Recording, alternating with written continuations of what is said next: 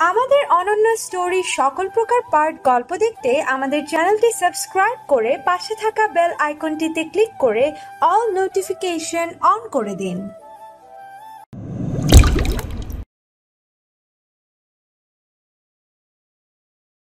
সামিয়া ঐশীর দিকে তাকিয়ে চিৎকার দিয়ে বলল, বললাম তো আমি যাব না, তারপরও তোর কানে কথা যাচ্ছে না কি? সামিয়ার চিৎকার শুনে ঐশী ভ্যা ভ্যা করে কান্না করতে লাগলো। বিষয়টা আমার খুব খারাপ লাগলো। আমি কিছু বলতে যাব তখনই সামিয়া ঐশীকে কোলে নিয়ে ও রুমের দিকে হাঁটা ধরলো আর আমাকে ঝাঁঝালো সুরে বলল, দেরি করুন। আমি সোফায় বসে ভাবতে লাগলাম কি করে ওর রাগ ভাঙানো যায়। ভেবেছিলাম সহজ হবে, কিন্তু এখন দেখছি যা ভেবেছিলাম তার বিপরীত। একটু পরে মা আর মেয়ে একসাথে রুম থেকে বের হয়ে আসলো। তাদেরকে নিয়ে শপিং মলে গেলাম। শপিং মলে যাওয়ার পর আমার জন্য 2টা টি শার্ট, একটা জিন্স প্যান্ট আর ব্র্যান্ডের গেঞ্জি নিলাম। এরপর ওদেরকে নিয়ে লেডিস সাইডে গেলাম। মহিলা কর্মচারী সামিয়াকে দেখে বলল, ম্যাম কেমন আছেন? আলহামদুলিল্লাহ, আপনি কেমন আছেন? আমিও ভালো আছি। আপনার পাশের ছেলেটা কে? সামিয়া কিছু বলার আগেই আমি বললাম, আমি আপনার ম্যামের হাজব্যান্ড। সরি স্যার, আসলে আপনাকে কোনোদিন দেখিনি তো তাই চিনতে পারিনি। আমি সামিয়ার দিকে তাকিয়ে একটা মুচকি হাসি দিয়ে বললাম, নো প্রবলেম। আর এখন থেকে প্রতিবারই আমি আর আপনার ম্যাম একসঙ্গে আসবো। Oh really? By the way sir, আপনাকে আর ম্যামকে খুব ভালো মানিয়েছে, আর আপনি হ্যান্ডসামও বটে।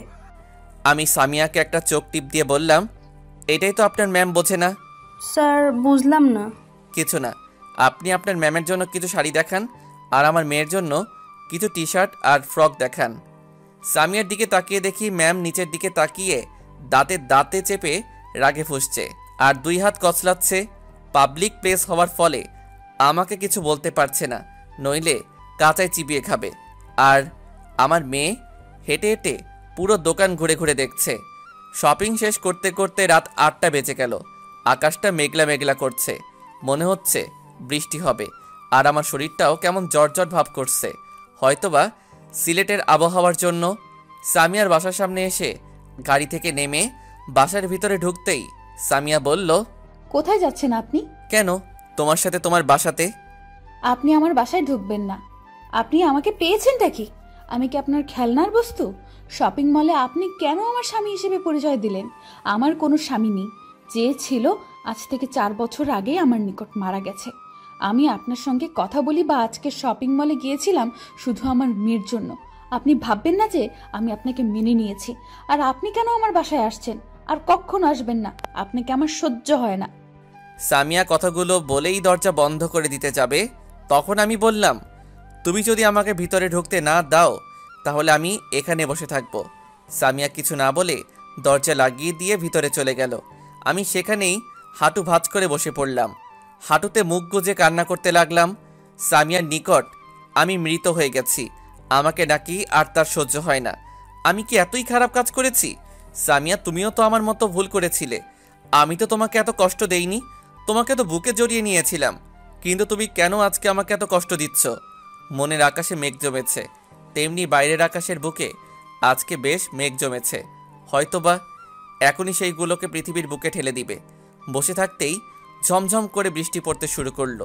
কেন জানি বৃষ্টিতে ভিজতে মন চাচ্ছে। যদি বৃষ্টির পানির সাথে মনের মেঘগুলো ঝরে পড়ে। গার্ডেনে থাকা দোলনায় বসে পড়লাম। আমার যে বৃষ্টির পানিতে অ্যালার্জি আছে সেটা তৎক্ষণাৎ ভুলে গেলাম। বৃষ্টিতে ভিজছি আর সামিয়ার সাথে কাটানো মুহূর্তগুলো মনে করছি। এরপরে আর কি হলো মনে নেই। সামিয়া দরজা লাগিয়ে দিয়ে ঐশীকে নিয়ে রুমে আসলো। ঐশীকে ফ্রেশ করে দিয়ে ঘুম পাড়িয়ে দিল। এরপরে বেডে বসে ভাবতে লাগলো শাহিদের সঙ্গে যা যা ঘটেছে। কিছুক্ষণ বৃষ্টি শুরু হয়ে গেল। হঠাৎ সামিয়ার মনে পড়ে গেল শাহিদের বলা কথাটা যে আমি এখানে বসে থাকবো। সামিয়া দৌড়ে বাসা থেকে বের হয়ে আসলো, কারণ সামিয়া জানে শাহিদ বৃষ্টিতে ভিজতে পছন্দ করে আর বৃষ্টির পানিতে শাহিদের অ্যালার্জি আছে। দরজা খুলে দেখে শাহিদ আশেপাশে কোথাও নেই। সামিয়ার চিন্তা বাড়তে লাগলো। রাতে কিছু দেখতেও পাচ্ছে না। আনমনে সে চারিদিকে শাহিদকে খুঁজতে লাগলো। গার্ডেন লাইটে দেখে দোলনায় কে যেন শুয়ে আছে আর কাঁপছে। সামিয়া দৌড়ে দোলনায় কাছে যেয়ে দেখে এটা তার শাহিদ। কপালে হাত দিয়ে দিয়ে দেখে তার জ্বর আসার কারণে শরীর তাপে পড়ে যাচ্ছে। সামিয়া কি করবে তা ভেবে পাচ্ছে না। কোনো কিছু না ভেবে শাহিদকে দোলনা থেকে উঠায়ে কোনো রকমভাবে তার রুমে নিয়ে আসে। টাওয়েল দিয়ে শরীরটা মুছে দিল। আর হ্যাঁ, শপিং করার সময় শাহিদ যেগুলো নিয়েছিল সেগুলো সামিয়ার ব্যাগে আছে। এরপরে ডিম লাইট জ্বালিয়ে সামিয়া ব্যাগ থেকে শাহিদের প্যান্ট আর টি শার্ট নিয়ে এসে চেঞ্জ করে দেয়। শাহিদকে চেঞ্জ করে দিয়ে সেও চেঞ্জ হতে যায়। এরপরে তার বাবার রুম থেকে মেডিসিন নিয়ে এসে শাহিদকে খাইয়ে দিল। ওয়াশরুম থেকে এক জগ পানি আর একটা রুমাল নিয়ে বেডে বসলো। শাহিদের মাথাটা কোলে নিয়ে রুমাল ভিজিয়ে জলপট্টি দিতে লাগলো। বেশ কিছুক্ষণ পরে শাহিদের জ্বর কিছুটা কমে গেল। সামিয়া শাহিদের মুখের দিকে তাকিয়ে দেখছে আর বিড়বিড় করে বলতেছে, এখন কতই না নিষ্পাপ লাগছে। আর জেগে থাকলে মনে হয় আমাকে জ্বালানো ছাড়া আর কাজ নেই। এই পাগলটা কি কিচ্ছু বোঝে না নাকি? কত ভালোবাসি তাকে, কিন্তু আমার জীবনে যে ভালোবাসা সইবে না। কিছুক্ষণ চুপ থেকে একটা দীর্ঘশ্বাস ফেলে আবার মাথায় হাত বুলিয়ে দিতে দিতে বলতে লাগলো, চেহারার কি করে ফেলেছে? কেন এখন কেউ যত্ন নেওয়ার নেই নাকি? আমার কাছেই আবার এসেছিস কেন? আমি নাকি পাপী? তাহলে আমার কাছে এসেছিস কেন? যা অন্য মেয়ের কাছে, পবিত্র মেয়ের কাছে। আমার কাছে আসছিস কেন? কিছুক্ষণ চুপ করে থেকে শাহিদের কপালে একটা চুমু দিতে যাবে, হঠাৎ ঘুমটা ভেঙে গেল। এতক্ষণে ঘুমেছিলাম নাকি তা বলতে পারবো না, কিন্তু এখন কারো কথা শুনতে পারছি। চোখ এখনো বন্ধ করে আছি। মাথার নিচে নরম কিছু অনুভব করলাম।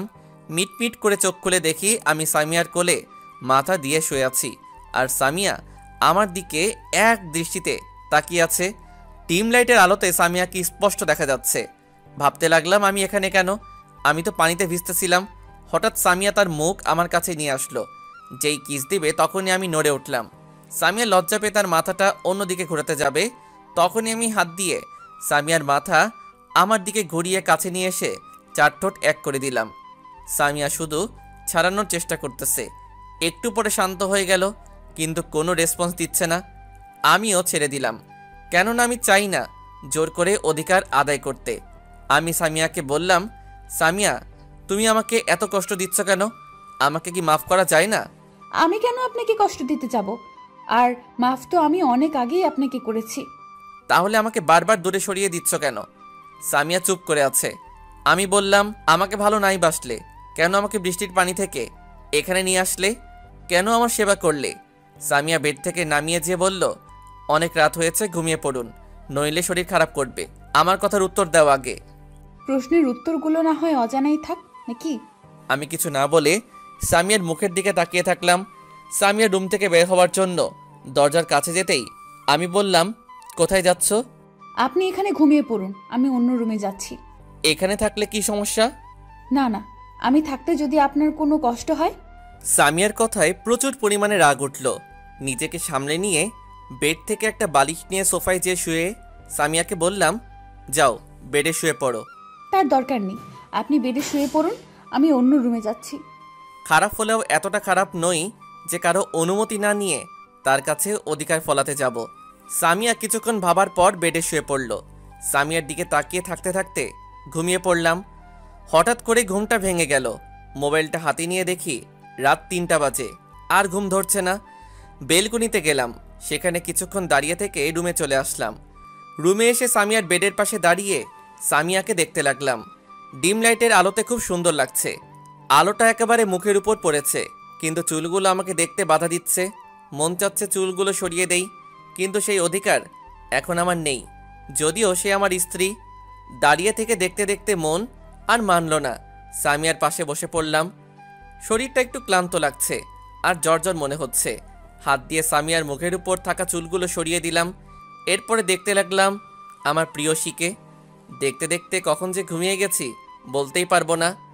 সকালে পাখির কিচিরমিচির শব্দে ঘুম ভাঙলো। চোখ খুলে দেখি আমি সামিয়াকে জড়িয়ে ধরে আছি, আর সামিয়া আমার বুকের উপর শুয়ে আছে। কপালে যেমনি একটা চুমু দিতে যাব, তখনই সামিয়া চোখ খুলল। চোখ খুলে আর কোনো কথা না বলে আমার বুকের উপর থেকে নেমে ঠাস ঠাস করে আমার গালে 2টা চড় মারল। আমি গালে হাত দিয়ে দাঁড়িয়ে থাকলাম। সামিয়া বলতে শুরু করলো, লুচ্চা, তোকে আমি নিষেধ করিনি তুই আমার কাছে আসবি না? রাতেই তুই লেকচার দিলি, অনুমতি ছাড়া তুই কিছু করিস না। তাহলে এখন কি করতে চেয়েছিলি? কেন তুই আমার পেছনে লেগে আছিস? আমাকে কি একটু শান্তিতে থাকতে দিবি না? তোদের খুশির জন্যই তো আমি চলে এসেছি দূরে, তবুও কেন আমার পেছে পড়ে আছিস? আর কি চাস তোরা আমার থেকে? আমার সন্তানকে নিয়ে যা, তবু আমাকে মুক্তি দে। আমি চাই না তোদের কাছে ফিরে যেতে। আমি একাই ভালো আছি। তোদের মতো স্বার্থপরদের দেখলে শুধু ঘৃণা হয়, ঘৃণা। সামিয়ার চরের আঘাত যতটা না লেগেছে, কথাগুলো তার থেকে বেশি এই মনে আঘাত করেছে। আমি সামিয়াকে কাঁপা কাঁপা কণ্ঠে বললাম, সামিয়া, তুমি কি আমাকে ভালোবাসো না? না, আমি কাউকে ভালোবাসি না, আর পড়তে চাই না ভালোবাসা নামক কোনো দহনে, যেখানে নেই কোনো বিশ্বাস, নেই কোনো আস্থা, আছে শুধু ঘৃণা আর স্বার্থপরতা। আর ভালোবাসা, সেটা আবার আপনাকে? এটা অসম্ভব। কান খুলে শুনে রাখুন, আপনাদের প্রতি আমার কোনো ভালোবাসা নেই, আছে শুধু ঘৃণা আর ঘৃণা। কথাগুলো শুনে আমার দাঁড়িয়ে থাকাটা কষ্টকর হয়ে যাচ্ছে। আমি সামিয়ার সামনে যে দাঁড়িয়ে বললাম, চোখে চোখ রেখে বলো তো, তুমি আমাকে ভালোবাসো কি না? আর হ্যাঁ, তুমি যদি আমাকে ভালো না বাসো তাহলে আমি তোমাদেরকে ছেড়ে চলে যাব, যেখানে থেকে আর ফিরে আসবো না কেউ। হারিয়ে যাব কোনো এক অজানা জায়গায়, যেখানে খুঁজে পাবে না কেউ। বলো, তুমি আমাকে ভালোবাসো কি না? সামিয়া কিছু না বলে আমার চোখের দিকে তাকিয়ে আছে। আমিও ওর চোখের দিকে তাকিয়ে আছি। সামিয়ার চোখের কোণায় পানি চিকচিক করেছিল। সামিয়াকে চুপ করে থাকতে দেখে বললাম, কি হলো বলো? আচ্ছা, বলতে হবে না। আমার দোষটা কি ছিল জানো? আমি তোমাকে কোনো কিছু না জিজ্ঞাসা করে ভুল বুঝে বাসা থেকে বের করে দিয়েছি, ভুল বুঝে দূরে ঠেলে দিয়েছি, তাই তো? আচ্ছা, তোমার মনে আছে কি, আজ থেকে 8 বছর আগে তুমিও আমার মতো ভুল করেছিলে, আমাকে ভুল বুঝে ছেড়ে চলে গিয়েছিলে। আর ভুল বোঝার অন্যতম কারণ ছিল তুমিও আমাকে কিছু জিজ্ঞাসা করেছিলে না। সেদিন তুমিও আমাকে বলেছিলে লুচ্চা, চরিত্রহীন, স্বার্থপর ইত্যাদি। আমি কি সেদিন কষ্ট পেয়েছিলাম না? নাকি আমি তোমাকে ছেড়ে শুকিয়েছিলাম? এরপরে তুমি আমার কাছে ক্ষমা চেয়েছিলে, আমিও তোমাকে ক্ষমা করে বুকে জড়িয়ে নিয়েছিলাম, শুধু ভালোবাসি বলে। আর সেদিন তোমাকে ভুল বোঝার কারণ কি জানো? সেদিন তোমাকে কিছু জিজ্ঞাসা না করা। তুমি যেদিন আমাকে সারপ্রাইজের কথা বলেছিলে, সেদিন তোমাকে আমি শিয়াবের সাথে পরিত্যক্ত বাসায় দেখেছিলাম, কিন্তু কি জন্য গিয়েছিলে সেটা আমি জানতাম না। তোমাকে জিজ্ঞাসা করলে তুমি বলেছিলে আমাকে সারপ্রাইজ দেওয়ার কথা। তার পরের দিনই তোমার আর শিয়াবের কিছু ফটো আর ভিডিও পাই। আচ্ছা, তুমি কি করতে সেদিন আমার জায়গায় থাকলে? ভুল তো মানুষের হয়। আমার ভুলের প্রায়শ্চিতের জন্যই তো আজ আমি এখানে পড়ে আছি আমার মেয়ের মুখে বাবা ডাকতে শোনার জন্য। আমার ভুলের জন্য আমি তো তোমার কাছে বারবার ক্ষমা চাচ্ছি, কিন্তু বারবারই তুমি আমাকে ফিরিয়ে দিচ্ছ। একটা কথা জানো কি, তুমি বাসা থেকে বের হয়ে যাওয়ার পরের 3টা বছর আমি কিভাবে কাটিয়েছি তা বলতে পারবো না। 3টা বছর আমার কাছে মনে হয়েছিল 3টা যুগ। আজ থেকে 1 বছর আগে শিয়াবের কাছ থেকে তোমার ব্যাপারে সত্যটা জানার পর থেকে আমি ঠিকমতো ঘুমাতে পারতাম না, ঠিকমতো খাওয়া দাওয়া করতাম না। শুধু তোমার কথা ভেবে মনে পড়তো, তোমার একটা কথাই, শাহিদ, তুমি আমাকে সবসময় খাইয়ে দিবে তো? তোমাকে ছাড়া আমার ভালো লাগে না। তোমাকে দিনে খুঁজতাম আর রাতে তোমার ছবি বুকে জড়িয়ে ধরে কান্না করতাম। কোলবালিশকে তোমায় ভেবে জড়িয়ে ধরে কথা বলতাম। রুম থেকে বের হতাম না, কারণ রুমে তোমার কিছু স্মৃতি ছিল যেগুলো আঁকড়ে ধরে বসে থাকতাম। মা বাবা বিয়ের কথাও বলেছিল, কিন্তু আমি তোমার জায়গায় অন্য কাউকে বসাতে পারবো না বলে বিয়ে করিনি। চোখের পানি মুছে একটা দীর্ঘশ্বাস ফেলে আবার বললাম, এখন আমাকে নাকি তোমার কোনো প্রয়োজন নেই। ঠিক আছে, আমি চলে যাচ্ছি, ভালো থেকো, আর আসবো না তোমাকে বিরক্ত করতে। কথাগুলো বলে যেমনি পিছনে ঘুরতে যাব, তখনই সামিয়া আমাকে জড়িয়ে ধরে কান্না করতে লাগলো। আমি মাথায় হাত বুলিয়ে দিতে দিতে বললাম, কি হয়েছে, কান্না করছো কেন? আমি তো চলেই যাচ্ছি, আর তো বিরক্ত করব না। সামিয়া ফুপিয়ে ফুপিয়ে কাঁদতে কাঁদতে বলল, আমিও তোমাকে ভালোবাসি, কিন্তু আমার এই অনিশ্চিত জীবনে তোমাকে আর জড়াতে চাই না। আমি অবাক হয়ে বললাম, অনিশ্চিত জীবন মানে? সামিয়া আমাকে ছেড়ে দিয়ে চোখের পানি মুছতে মুছতে ড্রয়ারের কাছে গেল। ড্রয়ার থেকে একটা ফাইল নিয়ে এসে আমার হাতে দিয়ে বলতে লাগলো, কয়েকদিন আগে আমার প্রচণ্ড মাথা ব্যথা শুরু হয়। আগে ছিল, কিন্তু এতটা ছিল না। আমি ডাক্তারের কাছে পরামর্শ নিতে গেলে ডাক্তার আমাকে সিটি স্ক্যান করতে বলেন। এরপরে আমি সিটি স্ক্যান করলাম। রিপোর্ট আসলো আমার ব্রেন টিউমার, যেটা তখন অপারেশন করলে সাকসেস হওয়ার সম্ভাবনা বেশি ছিল। কিন্তু আমার বেঁচে থাকার আর কোনো ইচ্ছা ছিল না। সেদিন ঐশী তোমাকে ফোন দিয়ে আমার অসুস্থতার কথা বলেছিল। সেদিন আমার মাথা ব্যথা বেশি হয়। ডাক্তারের কাছে গিয়েছিলাম। ডাক্তার বলেছিলেন আমি লাস্ট স্টেপে চলে এসেছি, এখন অপারেশন করলে ঝুঁকিটা বেশি হবে। মেয়েটার মুখের দিকে তাকিয়ে কিছুদিন বাঁচতে চেয়েছিলাম, কিন্তু রোগের জন্য এটাও আর হবে না। আমার রোগের কথা বাবাকে বলিনি, বললে তো তিনি চিন্তা করবেন। আমার মেয়েটাকে নিয়ে চিন্তা হতো, আমি না থাকলে কে দেখবে তাকে? কিন্তু এখন তার বাবাই এসেছে, আমার আর কোনো চিন্তা নেই। আমি সামিয়ার কথাগুলো শুনে ভাবতেছি, আমি কি আমার সামিয়াকে হারিয়ে ফেলবো? সামিয়া আমাকে জড়িয়ে ধরে বলল, জানো শাহিদ, তুমি আমাকে বাসা থেকে বের করে দিয়েছিলে, এর জন্য আমার কোনো রাগ হয়নি, কারণ আমি জানি তুমি আমাকে ভুল বুঝেছিলে। আমি জানি কেউ তোমার জায়গায় থাকলে একই কাজ করত। আমিও তোমাকে ভুল বুঝেছিলাম, এর জন্য আমি এই বিষয়ে রাগ করিনি। কিন্তু আমি খুবই কষ্ট পেয়েছিলাম, যেখানে আমি তোমার হাতে তুলে খাওয়া ছাড়া খেতে পারতাম না, আর সেখানে আমি তোমাকে পাশে ছাড়া ঘুমাতে পারতাম না, আর সেখানে আমি তোমাকে ছাড়া সারা জীবন কিভাবে খাবো বলো? আমার কষ্ট হতো প্রেগনেন্সির সময়, ঠিকমতো খাওয়া দাওয়া করতে পারতাম না। প্রেগনেন্সির সময় প্রত্যেকটা মেয়েই চায় তার প্রিয় মানুষটা তার সাথে থাক, কিন্তু আমার ভাগ্যে হয়নি। প্রত্যেক মেয়েই সেই সময় বাবা মার আদর পাওয়া আশা করে, কিন্তু আমার হয়নি। ঐশী হওয়ার পরে অনেকে অনেক কথা বলে, কিন্তু আমি সেদিকে কান দেইনি। আমার জবের জন্য অনেকে আমাকে বিয়ের অফার দেয়, কিন্তু আমি আমার মেয়ের মুখের দিকে তাকিয়ে তোমাকে দেওয়া কথা আর তোমার ভালোবাসার বন্ধন ছেড়ে কোথাও যাইনি। তোমাকে যেদিন দেখেছিলাম সেদিন আমি খুব খুশি হয়েছিলাম, যখন শুনলাম আল্লাহর রহমতে তুমিই আমাদের মেয়েকে অ্যাক্সিডেন্ট থেকে রক্ষা করেছো। এটা শুনে আমার চোখ দিয়ে পানি পড়তে লাগলো যে আমার মেয়েকে তার বাবাই রক্ষা করেছে।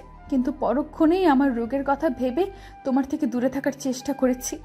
তোমাকে কষ্ট দিতে চাইনি, আজকে সকালে তোমার গায়ে হাত তুলতে চাইনি, কিন্তু কি করব বলো? আমার এই অনিশ্চিত জীবনে যে তোমাকে জড়াতে চাচ্ছি না। বলেই কান্না করতে লাগলো। আমিও নিজের কান্না ধরে রাখতে পারলাম না। আমিও সামিয়াকে শক্ত করে জড়িয়ে ধরে কান্না করতে করতে বললাম, এই পাগলি, তোমাকে বাঁচতে হবে, বাঁচতে হবে আমার জন্য, বাঁচতে হবে আমাদের মেয়ের জন্য। আল্লাহ তোমাকে সুস্থ করেন যেন। সামিয়া ফুপিয়ে ফুপিয়ে কান্না করতে করতে বলল, খুব ভালোবাসি শাহিদ, তোমাকে খুব ভালোবাসি, প্লিজ একটু জড়িয়ে ধরো না। আমি সামিয়াকে আরো শক্ত করে জড়িয়ে ধরলাম। আমার মেয়ে ঘুম থেকে উঠে আমাদের কান্না করতে দেখে সেও কান্না করতে লাগলো। সামিয়া আমাকে বলল, শাহিদ, আমার মাথাটা কেমন জানি ব্যথা করছে, প্লিজ একটু টিপে দাও না। সামিয়ার মাথা টিপে দিতে লাগলাম। হঠাৎ করে সামিয়া কেমন জানি করতে লাগলো। আমি ঐশীর নানুকে ডাক দিলাম। ঐশীর নানু আসলে বললাম, আপনি তাড়াতাড়ি গাড়ি বের করুন, সামিয়াকে হাসপাতালে নিয়ে যেতে হবে। সামিয়াকে কোলে নিয়ে গাড়িতে বসালাম। আমি ওর পাশে বসে ওর মাথা আমার বুকে রাখলাম। ঐশীর নানু গাড়ি ড্রাইভ করছে। সামিয়া ক্রমশই নেতিয়ে পড়ছে। ঐশী কান্না করতে করতে বলল, বাবাই মামুনির কি হয়েছে? আমি আমার মেয়েকে কি বলে সান্ত্বনা দিব ভেবে পাচ্ছি না। শুধু মাথার মধ্যে একটা চিন্তাই হচ্ছে, আমি কি সামিয়াকে হারিয়ে ফেলবো? এত কষ্ট করে আমি আমার সামিয়াকে পেয়েছি, এখন যদি হারিয়ে ফেলি তাহলে আমি আর বাঁচব না। হে আল্লাহ, আপনি আমার সামিয়াকে সুস্থ করে দিন।